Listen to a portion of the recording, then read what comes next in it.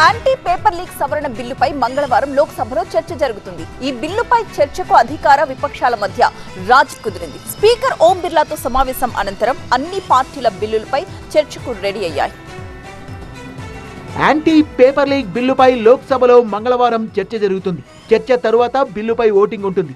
Speaker ఓం బిర్లాతో సమావేశం తర్వాత సభలో బిల్లుపై చర్చకు అధికార విపక్ష పార్టీల మధ్య రాజీ కుదిరింది. సోమవారం కూడా పార్లమెంటు ఉభయ సభల్లో విపక్షాల ఆందోళన కొనసాగింది.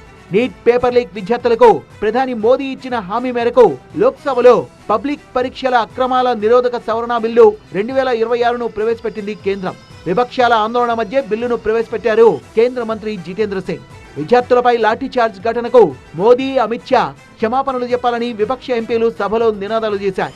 యాంటీ పేపర్ లీక్ పై లోక్సభలో చర్చకు సిద్ధమని ప్రకటించింది కేంద్రం. విపక్షాలు సహకరించాలని పదే సభలో స్పీకర్ ఓం బిర్లా విజ్ఞప్తి చేశారు. అయినప్పటికీ విపక్షాలు తమ ఆందోళనల్ని కొనసాగించాయి. అధికార విపక్ష సభ్యులు కలిసి మాట్లాడుకోవాలని, సభలో చర్చలపై తమ అభిప్రాయాన్ని వెల్లడించాలని స్పీకర్ కోరారు. కాంగ్రెస్ ఎంపీ కేసీ వేణుగోపాల్, సమాజ్వాదీ పార్టీ నేత అఖిలేష్ యాదవ్ తో స్పీకర్ ఓం బిర్లా సమావేశమయ్యారు. బిల్లుపై మంగళవారం చర్చకు ఇరుపక్షాల మధ్య రాజీ కుదిరింది. 6 గంటలకు పైగా బిల్లుపై చర్చకు సిద్ధంగా ఉన్నామని కేంద్ర మంత్రి కిరణ్ రిజిజు వెల్లడించారు. आपने आश्वासन भी दिया कि पर्याप्त समय देंगे, तो फिर यहाँ चर्चा को रोकने के लिए ये नारेबाजी क्यों कर रहे हैं, मुझे ये समझ में नहीं आ रहे। ये तो युवाओं का पूरा इस पर नजर है और इतना important bill public examination prevention of unfair means जैसे बिल को चर्चा के लिए रोकना ये बहुत गलत मैसेज भेज रहा है.